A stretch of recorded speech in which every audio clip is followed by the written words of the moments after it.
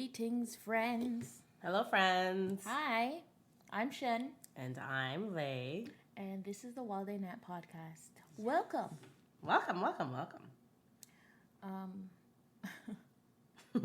I always feel so awkward after that. Yeah. I'm like, We hello. greet them, and now it's like, Hello. we actually have to talk to them. Yeah, guys, how's it going? Let's check in. Yes, let's just go right into it. How are you? How's your week? My check-in is a checking out. Okay. Oh boy. That was my week. Really? Mumbles. That like emoji that has like the Rough, the swivel yeah. lip? Yeah. Just add a tattered cardigan to that emoji and Stop this. messy hair. I will say this, friends. When I walked in, she was wearing 2 hats. I don't know. I'm like, that's an indication of what your week's been like. Wow. She had a cap on. I couldn't even pretend this week. And then there was another hat on top. And I'm like, why do you have 2 hats on? And she's like, well, I'm like, okay. I'll leave I it there. actually didn't answer the question. Yeah. I just looked. Oh my gosh. That's it, man. Yeah, I had a rough week. Boo. I'm sorry, friend. Compilation of things. But I had a great evening with a friend that saw my state. Yeah. Shout out to Shy, and she took me outside. Did she? Yes. Took you outside. She came here to hang and was like, girl, you're a mess. Oh, no. Let's go outside, please. Oh, that's so nice. Where did you guys go? We went to Symposium. Oh, I love it there.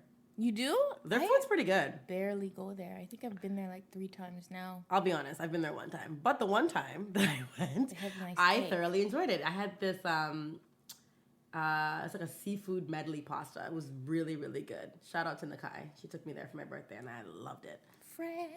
Friends, how many of us have them? Yeah. So shout out to Shy for seeing me in my frazzled state. And Yeah. holding me down. That's awesome. Aww. What about okay, you? friends. Well, I hope that, the week, there's a turnaround for you. Things get brighter. The weekend's coming. The sun is shining today. There's no snow on the ground, so there's lots That to is smile the about. highlight of my week. Actually, the weather was pretty good. So Yeah. Winter and I went on a lot of long walks. She was loving it. I was Same. loving it. I needed the fresh air. Yeah, we went to, Leon and I took Yara to Kiwanis National Park, the one in Whitby, by the waterfront there, on Monday. So nice. Yeah. I wasn't sure we were going to get any more of those walks in, like this time of year, but Yeah. Mother Nature has been Who kind. would have thought? Mid-November. No, actually, the end. Right? Tail end of November. I'm going for nice, brisk walks. Yeah. And I'm not even wearing my winter coat. Yes, that's true too. Unheard of. It's a blessing. My week, I feel not that productive. I think that's the only thing that I'm disappointed about. Like, I think I'm still kind of burnt out from last week. Shout out to all of my lovely Yara Beans Boutique family who came out to support me for my pop-up. That was fabulous. And then we did that charity visit to the Childhood Cancer Society, and I feel like that was an emotional day. So I feel like I was just burnt out after that, and that just lingered into the weekend, and it somehow made its way into this week as well, where I spent a lot of time just vegging around, lounging, and then I'm not sick, but I'm not as healthy as I was. So I don't know, somehow, some way, I don't know, by virtue of having a child, I just feel stuffy again. So that's annoying, because I think that it's particularly yesterday that like had me down for the count. So hopefully my health improves, because this ain't it. This is not life. I mean, at least you're not wearing 2 hats. No. That's it. Things could be worse. I could be wearing 2 hats. I have no hat on. So, you know what? Your hair looks fly. Thank you. Oh my gosh. These, what do they call them? Lemonade braids? Still kicking. They're lasting pretty long. They They're are. super neat. I was committed to having them last at least 3 weeks. We're going on 2 weeks today. It looks fresh. Thank you, still. friends. I washed it yesterday because I have chronically dry scalp. Okay, friends, listener friends. I was going to bring that up to you when you got here. Really? Mine came back with a vengeance. Did it? I took my ponytail out, and like as I parted it, I was like, something feels rough in there. And I like parted it, and it was just like Curdles chunks. of dry skin. Yeah. Oh I don't my understand why goodness. this is happening, friends, but both Shen and I are suffering from postpartum like dry scalp. I don't know if it's psoriasis. I don't know. Like, I have not a clue, and I probably really need to see a dermatologist. But I'm open to any suggestions that you might have as to how I can cope with it and reduce the amount of like scabbing and just like flaking that I'm having, because it's disgusting. It's rough and it's wintertime. I don't want to wash my hair. Good point. Over and over again. Neither the way it's so intense, I'd have to wash it at least like twice a week. That's the thing. I like this week it was bad. I went to my girlfriend's house on, was it yesterday? No, I think it was Tuesday. And I was washing my hands in her washroom, and I looked into the mirror, saw my scalp, and I just started scratching a little bit, and there were so many flakes. I'm like, this is embarrassing. I had to like wipe down her sink. Oh my God, it was gross. So friends, listen. Help me, please. Help us. We need your help. Yes. All of the remedies, all of them. Put them down in the comment section. Send us DMs. Send us pictures of things you're using at home, because... Posters, pamphlets. Yeah, that's it. Leaflets. The doctor's number, please. Like video recordings of your visits. Whatever. Just help. SOS. Save our scalps. Yeah. All right. Bomb moms. Oh, right. Bomb moms. Go ahead. Okay. My bomb mom is Tracy Moore. She is a Torontonian, a local legend, and she's the host of City Line. I don't know how many of you watch City Line. If you're home, either because you've got a baby or because you have the pleasure of working from home. I don't know what your life is like. But if you get a chance to see City Line during the day, then you should be familiar with the beautiful Black goddess that is Tracy Moore. She's just phenomenal. She's a mother of 2 kids, and she's a career woman. Not only is she involved, of course, with her regular 9-to-5 as being a City Line host, but she's got like lots of like charitable organizations that she contributes to, and she's just devoted to a number of different causes in and around the city, and I think that she's awesome. One of the things that I love most about Tracy Moore is her transparency, and she posted this picture today, and it's just for those of you who cannot see it because you're not here. If you go to her Instagram, it's the post that she made on the 27th. Maybe we could share the post. Yeah, we will do that. In any event, it's a picture of her with her baby, her newborn 1-day-old baby strapped to her chest. Her parents are also in the photo, and they're holding champagne. And she says, "This is me throwing a little get-together for my parents' anniversary a day after I pushed out a baby out of my womb. Don't do this. If you're about to have a baby, don't host anyone. Make everyone who comes to your house do something. Rest. Don't cook. Don't buy a special anniversary cake. Stare off into the middle of the distance until your child wants to be fed. Then feed them. When they're done, watch a soap opera, go, stare again, or maybe eat a cookie. That's it. You're done. If I had to do it again, that's what I'd do. It's too hard trying to be super mom. I'll take a happy, dirty, disheveled, semi-rested mom over robo mom, any day of the week." And her hashtags are #JustRest, #ChillSis, which I love. That speaks to me In so many ways. I remember last year. Last year for Christmas, I was very low key, but Leon's birthday is 4 days after Christmas. So I always feel compelled to do something special for him because he often didn't do much for his birthday like growing up. So I always want to do something elaborate. And last year was no exception. And it should have been, because at that point I was like, 12 days postpartum. Like I really should not have been trying to run around and do anything. And I remember contacting my mom, and she was just like, "What are you doing?" I'm like, "I'm just trying to get this together, or do this or do that." And she's like, "Are you okay?"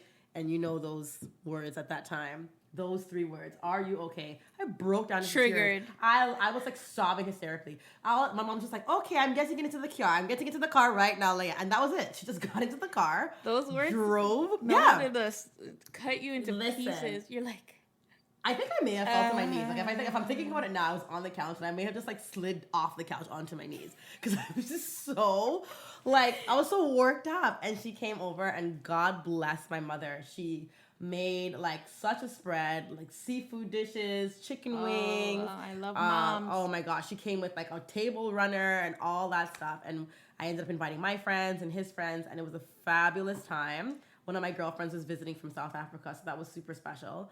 But I was tired and I didn't have it, and I wanted to do it so badly, and I felt compelled to do it despite how I felt. So when I read that, I'm like, girl, I hear you. Resonated with me in a way that I can't even explain. So outside of already being as fantastic as you are, you're a bomb mom for keeping it real with that post. Honestly. I'm going to nominate my mom now. Woo! Pressure. All right, Mom, you're next week, I promise. I was trying to save it. I was like, maybe I should save that for Mother's Day. But you know what? Oh, that's my mom needs her flowers now. Amen. My mom holds it down. I don't even... I'm thinking about what photo can I put up of my mom, because she does not like photos. Oh, yeah? Do you have one, like a nice one from your wedding? Yeah, I'll try. No, I mean, like, I don't, so many photos I don't remember. Okay. But I'm going to nominate my mom because, whoo, child, my mom held me down. Listen. We went through our time, but she's on my team now. The real MVP. She's the real MVP. For some reason, I don't know, having a baby in front of your mother kind of changes your relationship. I'll say. Because, me and my mom are very cold people. Oh, gosh. I think that's where I got it from. Fair enough.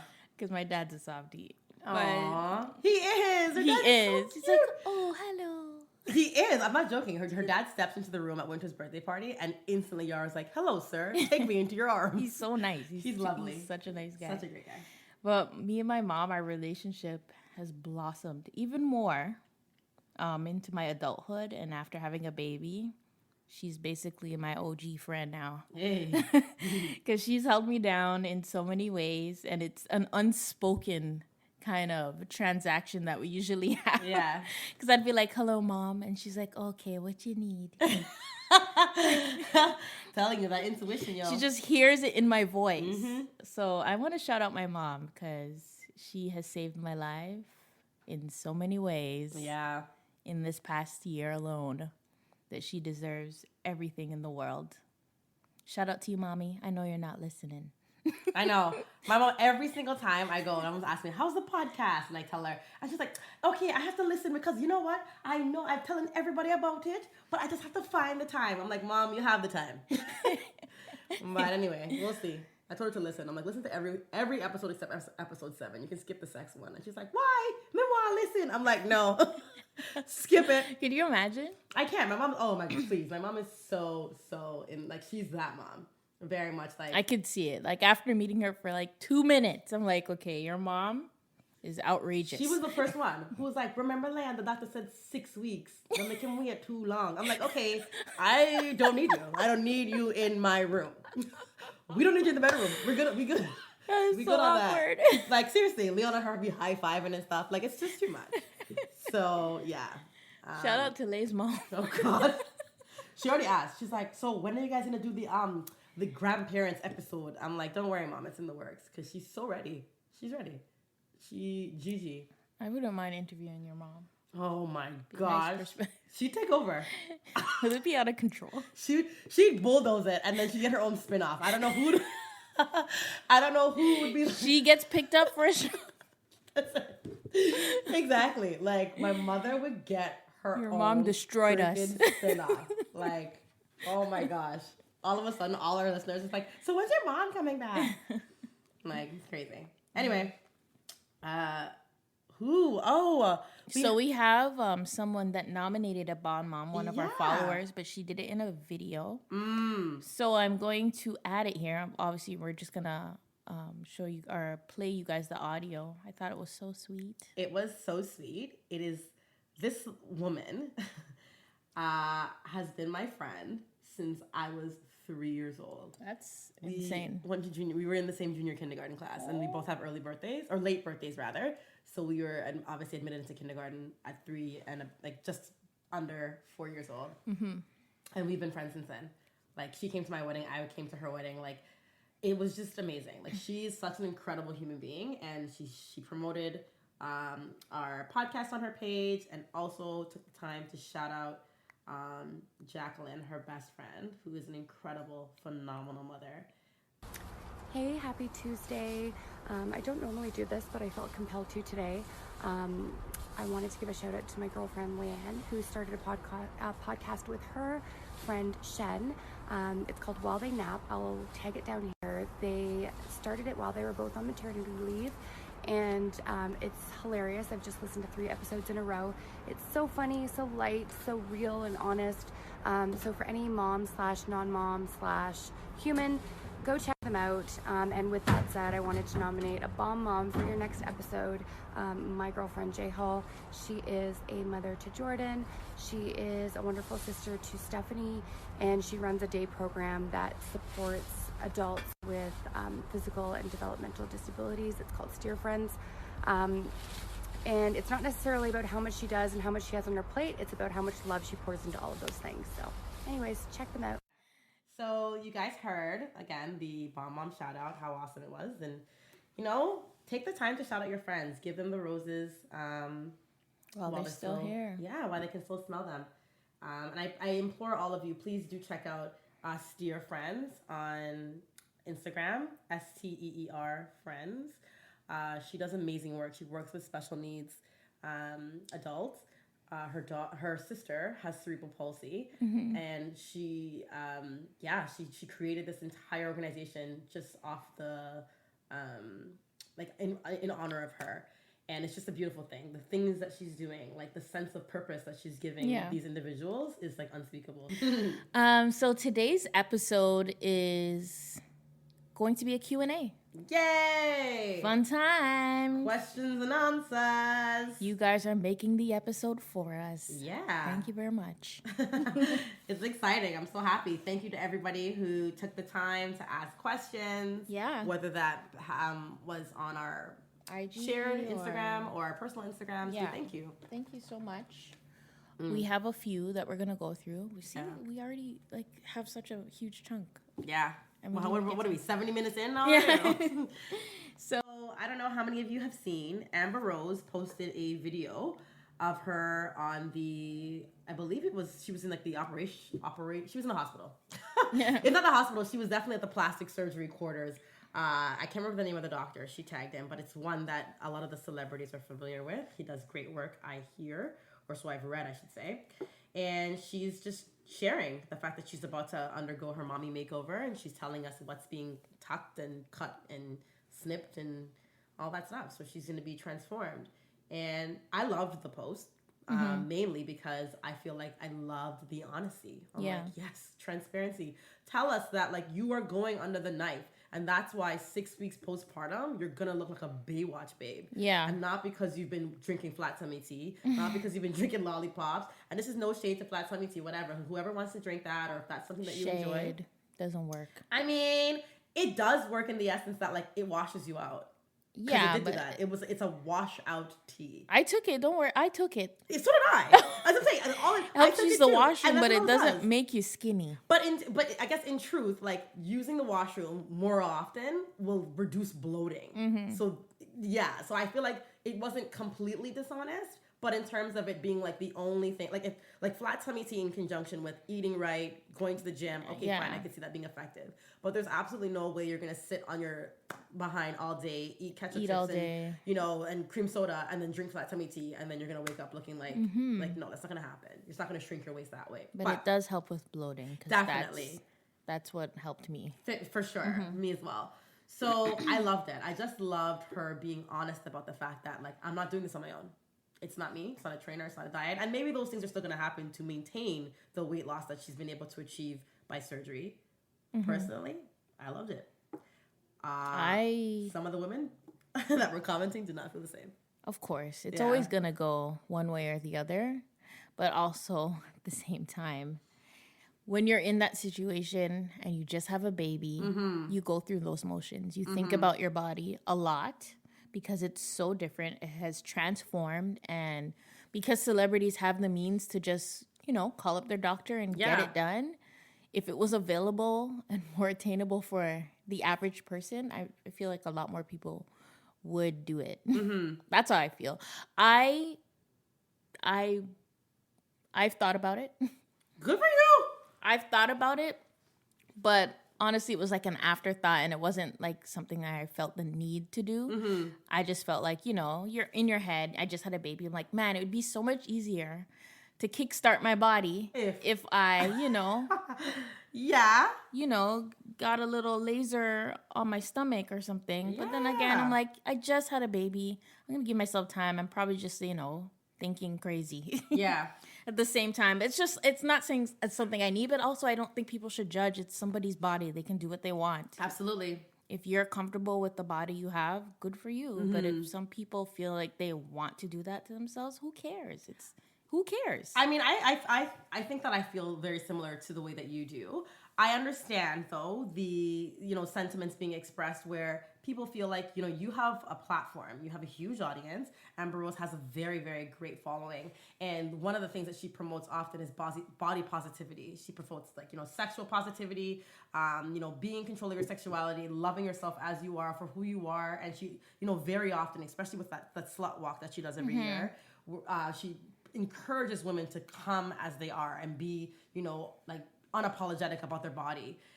So people feel like it's somewhat contradictory to do that and then talk about how, ladies, if you want to get your bodies back or whatever, it's just like, how do the two coincide? They feel as though she should be promoting, like, you know what, my body doesn't look the best. It's not exactly where I want it to be, but I just gave life and all. And you know what I mean? People just feel like she should be promoting that message as opposed to hurry up and snap back. I get it. Because the baby legitimate is, I don't even know if he's 6 weeks yet. Yeah.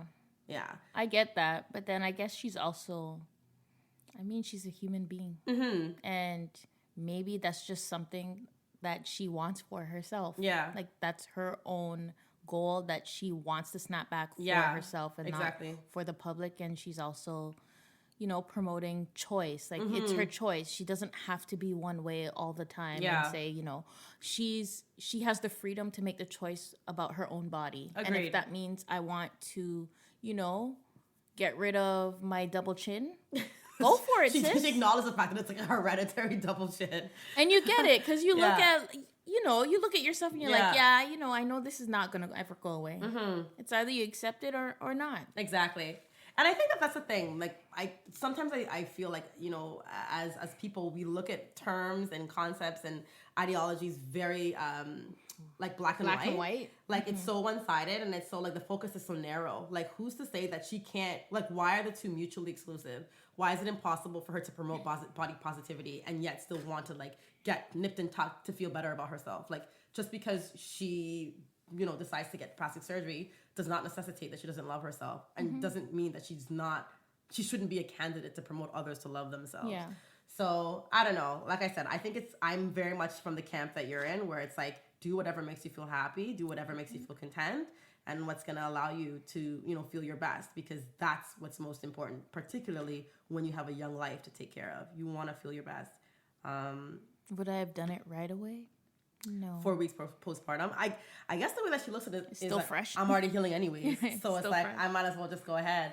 And maybe she doesn't have to be as active because the child is like, so new. So I don't know. That's true. But I guess the logistics make sense. Listen, it does. And I think I'm very similar to yourself. I've said to Leon before, like, this is prior to having children. When I had said that I was probably going to have 3, no, not so much. But I don't know. That may still be the case. But I said, like, if I nurse 3 children and my breasts are to the ground, you have better believe. I said that to Joe also. I told him, I'm like, there's no way that I'm not going to get a breast lift. Like, that's happening. I also told him that I was going to seal back up my vagina. If I had a lot of kids. Ooh, vagina rejuvenation? Oh. Because I'm like, yo, there's a lot of things. That thing is wider. Listen, wow. But it's like elastic, right? So yeah. The Kegels, I know. Yeah. But it's still not, it still doesn't feel the same. No, it doesn't. But I do think now that I go through it. Right. Yoni. Have you heard of the Yoni spas? Vaguely, but I haven't looked into it. Look into it, girl. They have a Black Friday sale. I'm going. Wait, what is it? It's like very similar to what you're saying. It's like a non-surgical vagina rejuvenation, and it like helps with like is it odor, like the balls? and it helps with like tightness, and it helps with like feeling. And what does it do? I don't know. It's like basically from what I've seen online, it's kind of like a sitz bath, but like with herbs and a number of different things, and it's like warm water, like and you seals. can. I don't know what it does. I know. How does Leon feel about you doing a yoni spa? Yoni spa, or even plastic surgery. What does he feel about it? Leon and I have spoken about it, and Leon is pro natural. He's a gym rat. He loves to go to the gym. And I do know that, yes, getting a bigger bum, a flatter stomach, those things can be achieved by doing, you know, a series of exercises to target those areas. But a breast lift, show me the exercise that can lift your tits.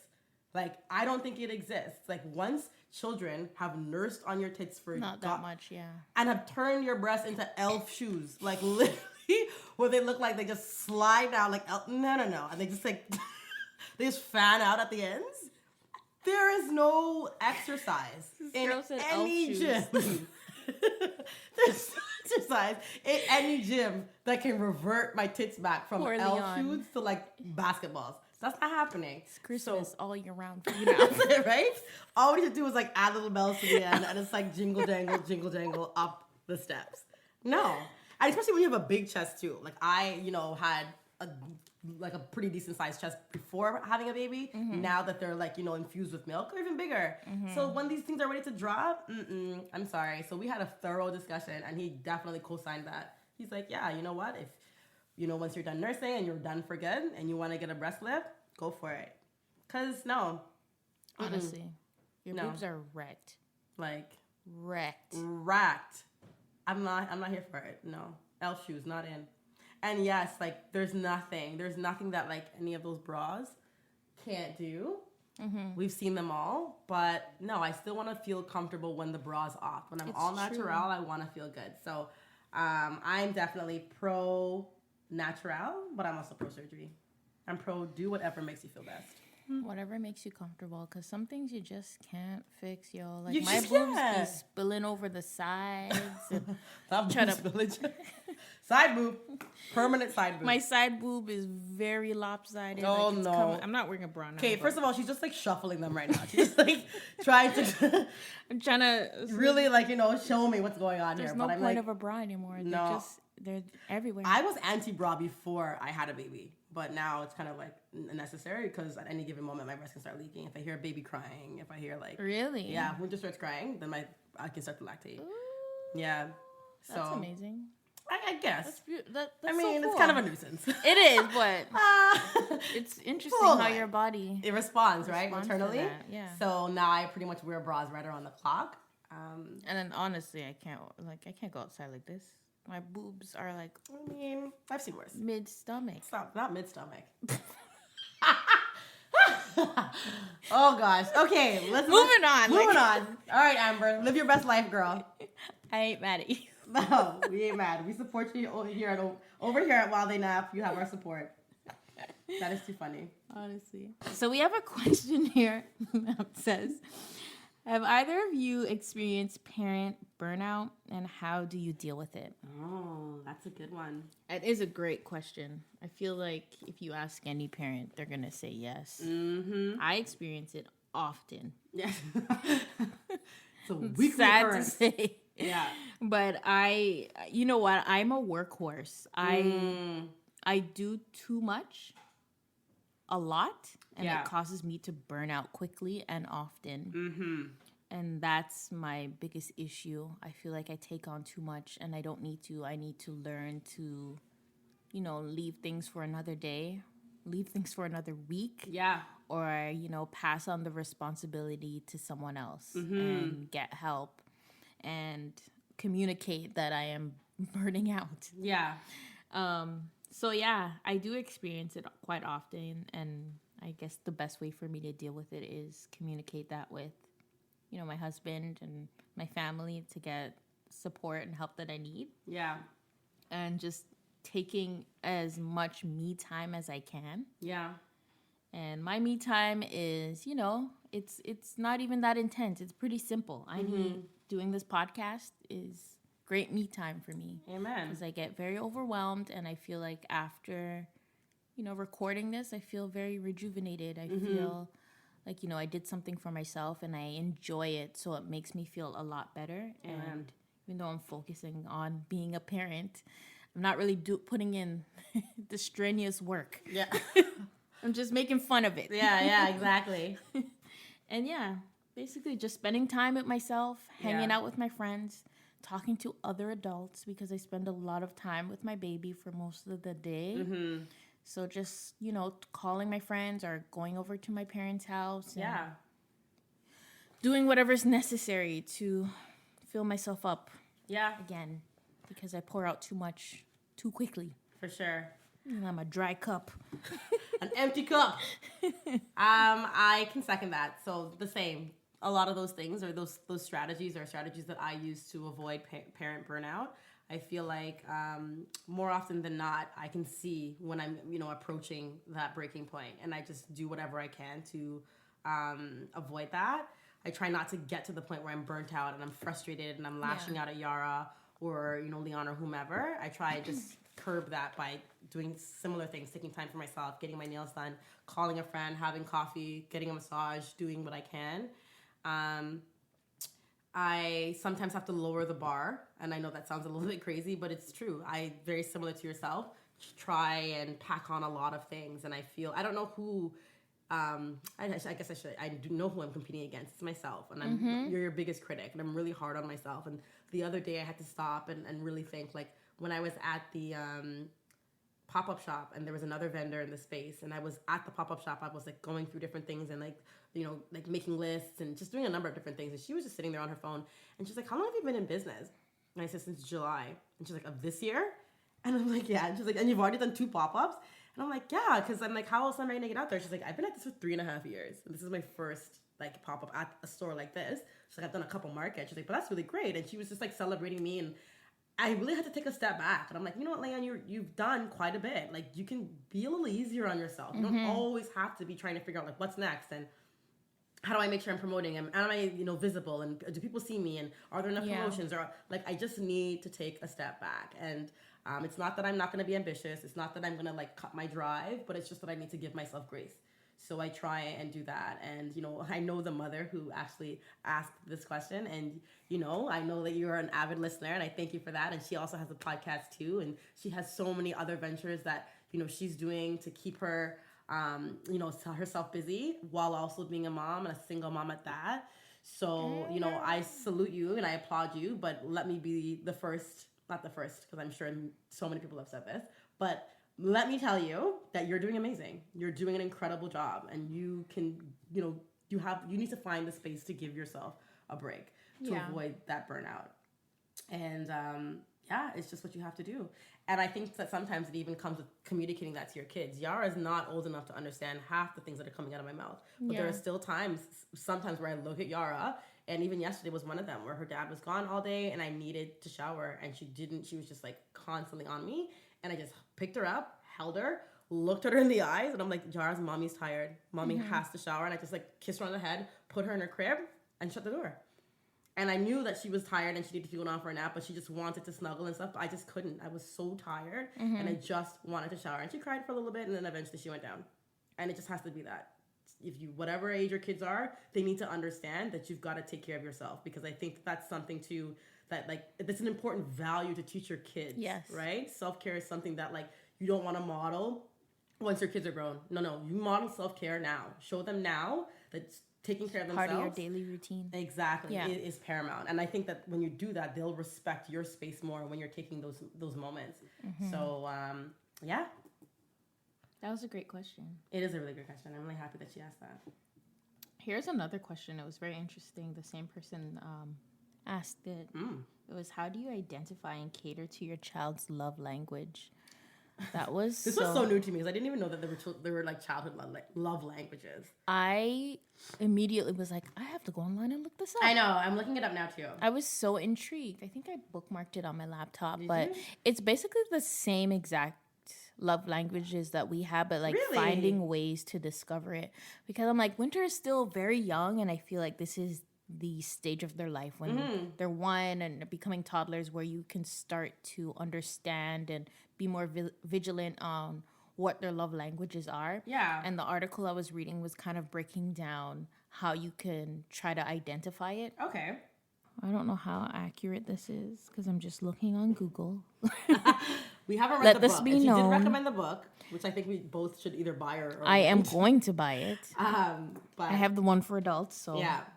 I'm very intrigued by getting this question. I need to understand this more. And I think we'll definitely revisit this for season 2. This is a whole episode. Oh, most definitely. This is definitely an amazing question. I was so happy.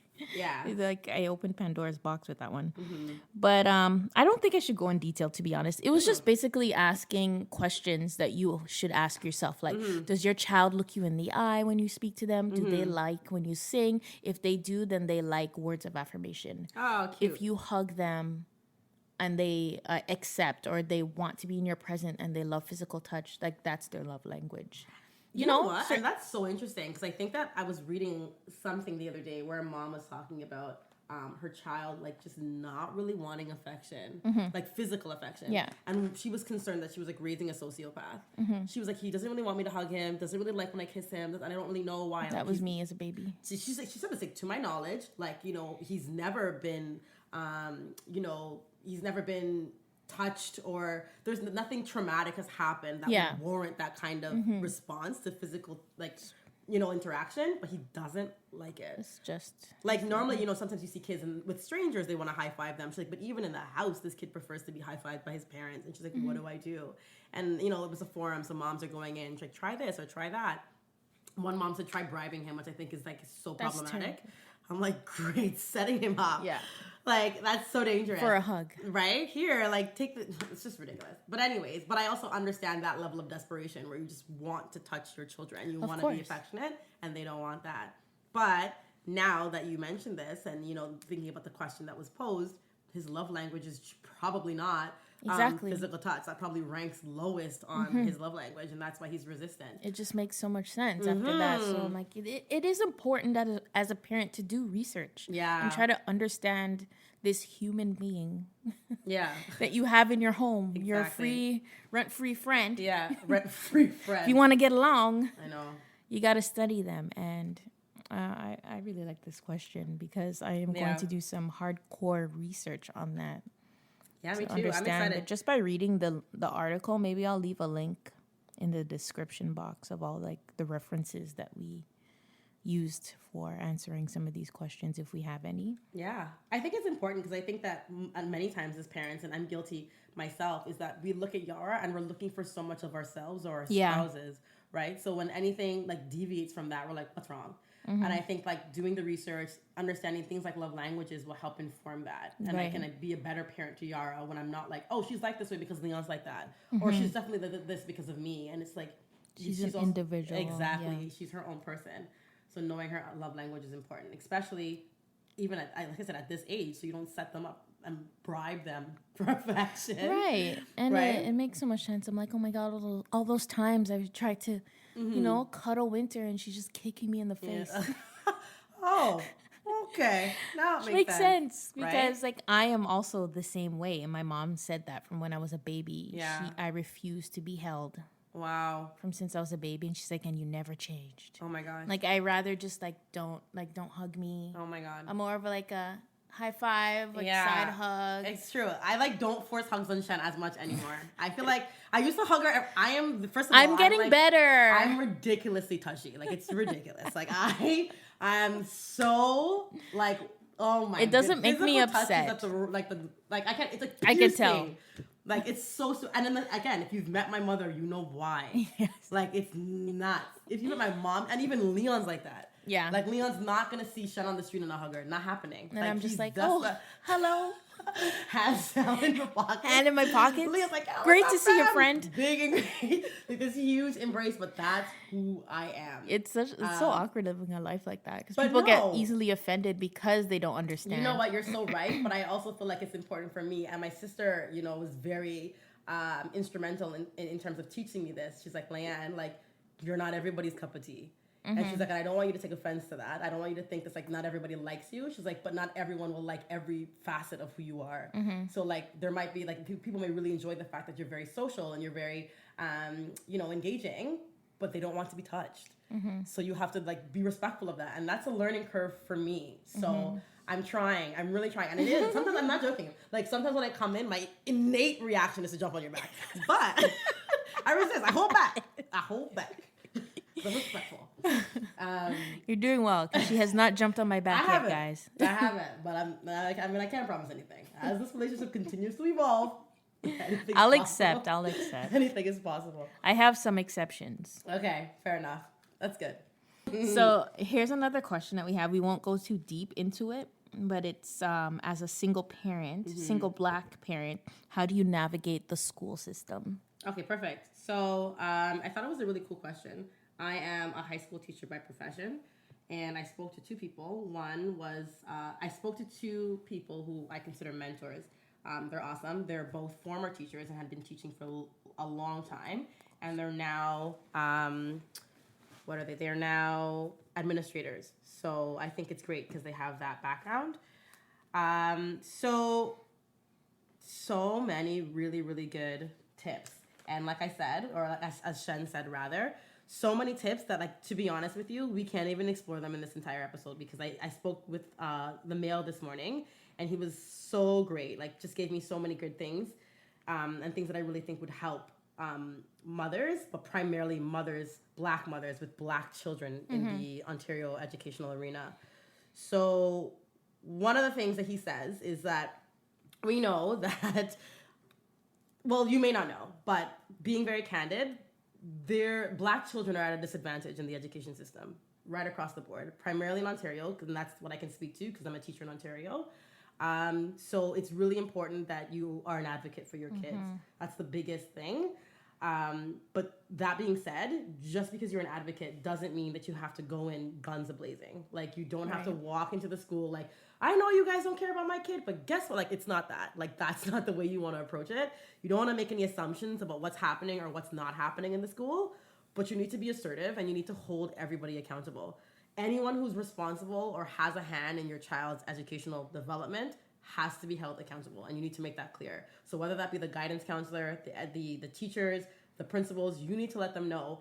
And letting them know can be done via, he recommends that it's done via face-to-face conversation. So upon, the first few weeks of your child's school year, you need to make contact with their main teacher, if it's the elementary school level, or if it's the high school level, all of their teachers. And that could be, again, by showing up and just, sending them an email, hey, can we chat for 5 minutes?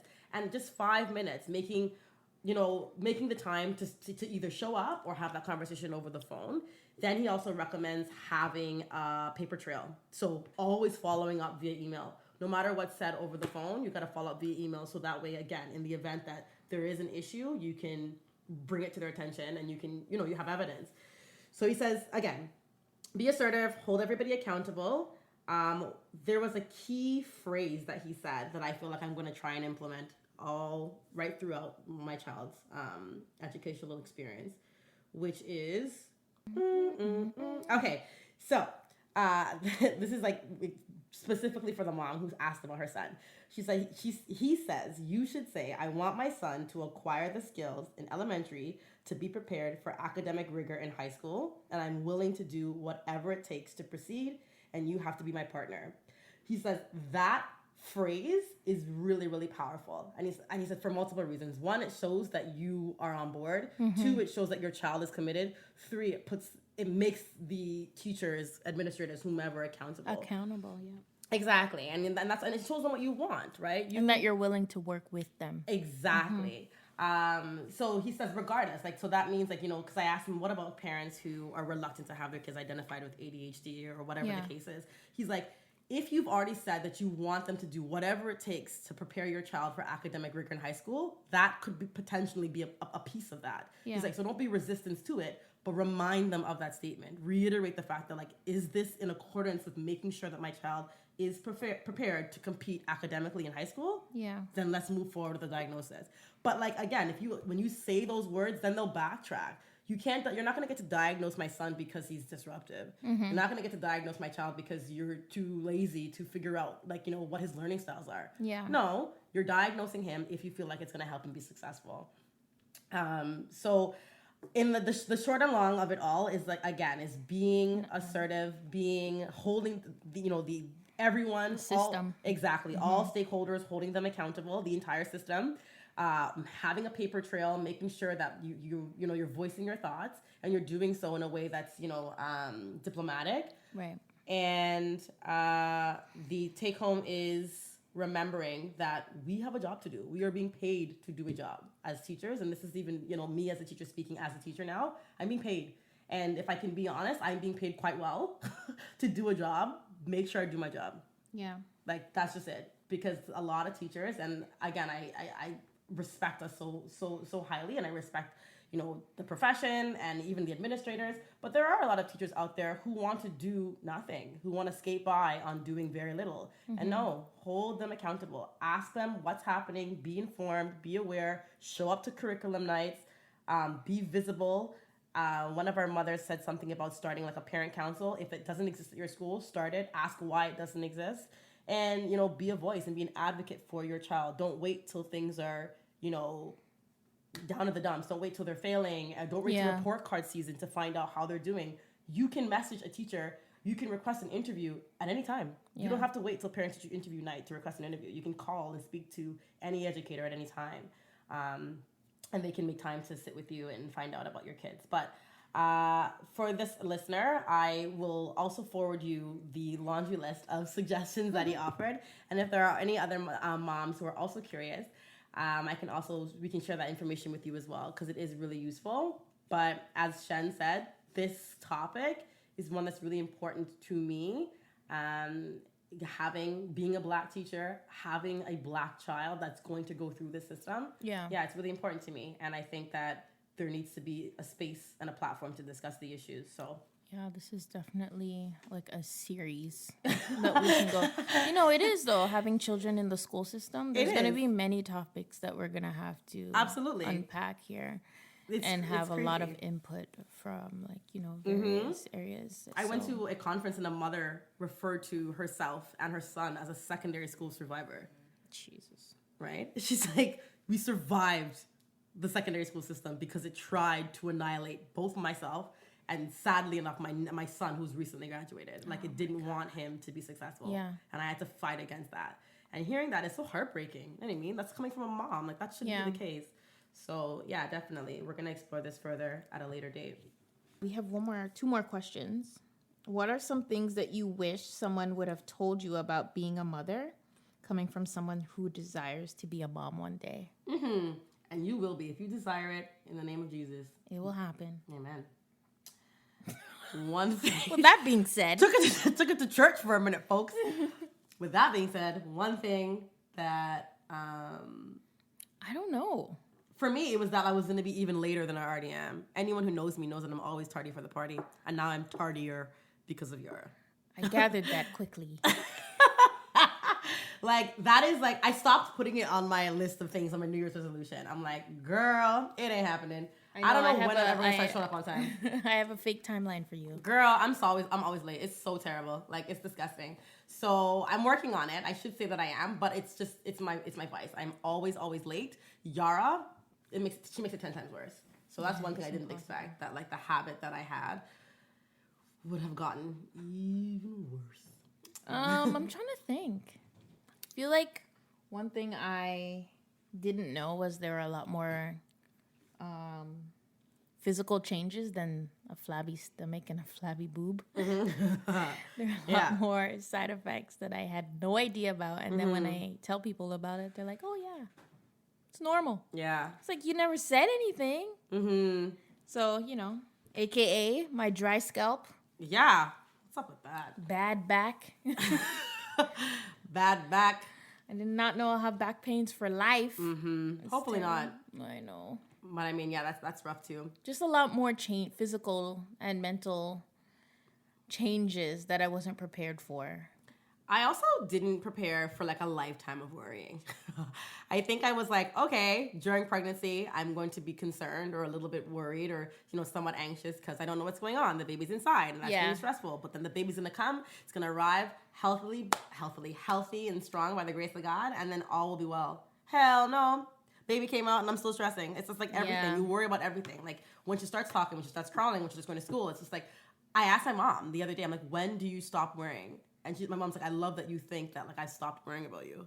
She's like, you ask the question as though, like, like, with the inclination that I no longer worry about you or your 35-year-old sister. No, I'm still worrying about the both of you. As a parent, you never stop. It never, ever, ever stops. I realized that. Oh, man. So stressful. Even now, my parents are the same way. Why am I so hot? Come take a nap.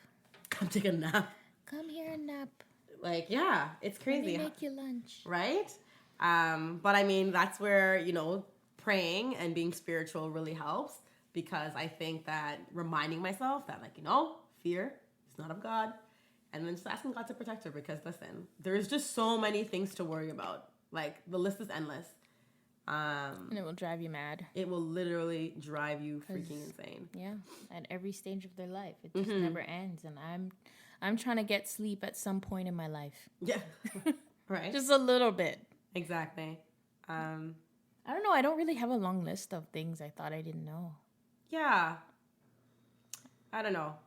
I did a lot of surveying before I had a baby and questionnaires. And that's true. I really tapped into the people around me and said, tell me everything. Yeah.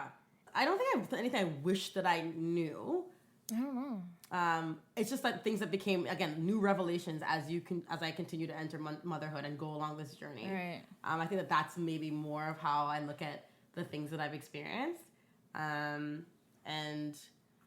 yeah, just learning every day and giving myself the grace to learn and to acknowledge the fact that I can't know everything. Because again, you could have potentially have read about a number of different things, but I think I've said it once on this podcast, and I'll just stress the fact that even if you've read it, even if you've heard about it, you probably wouldn't believe it until you experienced it yourself. So that's just the realest thing about motherhood, and that's the most important thing I think for me is that everything that I'm experiencing is informing my learning. And that's the form of learning that I feel like is best for me, is to experience it. So just, welcome it. Welcome it with open arms and dive right in. Yeah. Just dive in. And that's the other thing. I think that the other piece is that you maybe never will be ready. Like there's never going to be this point where like, yes, at this moment, I am fully and 100% ready to be a mother because you don't even know what motherhood is going to look like. Right. So it's hard to say whether your finances are in order, whether you're in a perfect marriage or relationship or whatever the cases will be, whether you're well-traveled or not. When you're actually in the trenches, there are definitely going to be moments where you still feel like maybe this is a mistake. Maybe I wasn't ready. Honestly. Honestly. Good Lord. Right? So just knowing that like being ready, I don't know if that no really, such thing. Yeah. All right, our very last question, because we've been going on for a minute. Our last question is, do you have any advice for someone that is trying to start a podcast? Yes, don't do it. Just kidding. It's fabulous. This was, you'd think I'd have like a laundry list of things to do, but it kind of fell into my lap. I wasn't really sure what direction I wanted to go in with finding a new platform. I was on YouTube, I'm on social media, but I didn't feel 100% comfortable in, on those platforms. Okay. So I thought, I have a mic. I have mics at my house, guys. She just has mics lying around. Don't ask. And a soundboard, just lying around. I have a whole studio in my house. You never know where you're going to need it. I like to sing karaoke from time to time, and I go hard. Don't let her fool you. This girl has a voice of an angel. Of an absolute angel. And she hasn't heard it. What? No, I've gotten a little taste. Like, she's, when you're like casually singing, like when you're like, I don't know, sweeping or like fiddling with something, and it's just like mindless singing. My mindless singing, like swinging. My mindless singing could break glasses. It could shatter glasses because that's how like out of pitch it is. Meanwhile, this girl's like mindless singing is studio ready. I wish. She's phenomenal. But yeah, I would say, because, I don't know, I had the equipment and I had the sound system and the software. So I figured, you know what, why don't I just start a podcast about motherhood, because I finally found something that I am passionate about. So I think that is like one of my biggest points is don't just start one to start one. Find something that you're really passionate about and that you have fun doing, have fun speaking about, because then you'd be able to do it all by yourself. And that really translates when people are listening to you, if you really care about what you're speaking about. So I would say find a topic that you really enjoy. Don't worry too much about, having the best of the best mics and sound equipment. You can use a normal mic that you can pick up at, whatever music store you have, wherever you're from. And there are a lot of systems. If you have a MacBook, use GarageBand. There's also user-friendly systems that you can use, like Anchor, which we use, where you can just record within the app and edit within the app, and they make it really user-friendly, and you can upload from there. Yeah. And one of our listeners uses Anchor to record her podcast, and it sounds outstanding. Yeah. It's super clear. Like the audio quality is phenomenal. So yeah, not that I, discourage anyone from purchasing the equipment that they choose if you to want buy. to, but it's really not that necessary, because I don't do anything with it. I don't touch the buttons. I don't. So pretty. I don't use the mix so board. Like I barely use it, and and when I edit, it's just a little bit of cuts here and there. It really doesn't matter as long as you have a isolated room where your sound is clear and clean, then you're good. And I think that's it. That's like the fundamentals. Don't think too much about it, because you can learn along the way. That's good. We are going to learn in this podcast. We might change a few things. We're going to experiment a lot with different topics and segments. It's just a journey for you to enjoy, really. Yeah. And people will enjoy going on that journey with you. So just do something you love. I like that. I think the other thing that I would just add, because I when I read this question, I'm like, this ain't for me. Because I've said it many times, like Shen is definitely the brains behind this operation. Like I kind of just like show up here, smile, and like, shoot the shit. And then I'm like, all right. And so she's, phenomenal at editing and doing all that fancy stuff. But the one thing that I thought about when, she had approached me with the idea is, well, what's already out there? Like, are there a lot of podcasts like centered around motherhood or adulting? And, does that leave room for us? Is there a space for us? Will we have an audience? Is it worthwhile? And I, had to stop myself and remember what my sister had said to me when I was thinking about starting Yara Bean's Boutique, which is, she just started listing off a bunch of different children's stores. And she was like Baby Gap and Gymboree and the Children's Place and Old Navy. And she just started listing them off. And I'm like, what are you doing? And she's like, what do they all have in common? And I'm like, I guess they all sell baby clothes. And she's like, and they're all like within very close proximity of one another. And they all make bank. Yeah. And she's like, it's not impossible for people to support multiple, like, to support businesses that, cater to the same audience or have the same things, or, a podcast that shares the same topics. So don't be discouraged by the fact that there are other podcasts out there that may be discussing similar content. There's definitely enough room for all of us. Of course. There is such thing as too much research, because you kind of, psych yourself out of doing it. But think of yourself as a consumer. If you listen to podcasts, I listen to podcasts a lot. I listen to, gossip podcasts. My favorite. I'm a huge Game of Thrones fan, and I used to listen to like 10 different podcasts about the same thing. Oh my gosh, I can't believe that. I can't believe you would watch that long ass show and then sit down and listen to a podcast just about it. I am surprised you aren't aware by now that I'm a nerd. Okay. That's hilarious. That is so funny. No, I agree. I think there was a quote about that the other day with Rihanna, and it was like, Rihanna just became the wealthiest female artist, particularly because of the Fenty brand and the Fenty beauty brand. And it said, like, what if she had said, like, no, this doesn't make sense that I do a makeup brand. Look at, there's already Kylie, there's Huda Beauty, there's Mary So many Kay, big there's names, every, she's like, where would There's I a even whole fit in? industry already before you. Right? And she's like, what if she had decided that industry was too saturated and that there was be no room for her? Where would she have been? So. And she changed the game. She changed the whole game. Even with her lingerie. She changed the game. With that Look, as well. Victoria's Secret, out. Yeah, it's See you true. later. It's so true. And that's the other thing too, is like coming in and doing what you do and not being afraid of the similarities, but finding your niche audience too is the other cool thing.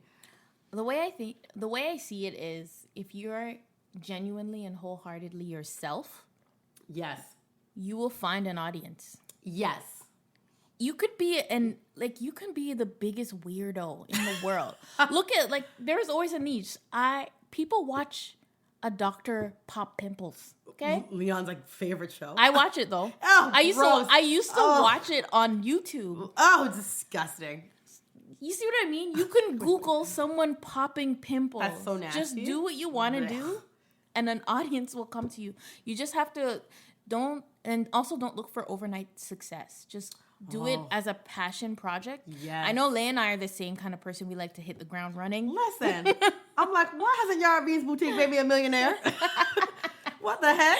She's looking at her bank books. I do not see $1 million. I'm like, that's it, I'm giving up. Nope. That's strange. That is weird. Where's all my money? That's exactly how I feel. I be waking up in the morning, checking my business account, like, what? The same? Where are the other zeros? That's She's what I'm folding her arms with her fur coat and her sunglasses, waiting for her millions to come in. You know that meme of the woman that's like,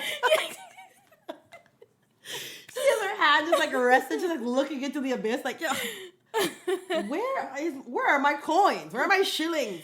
Oh my gosh. Yeah. So true.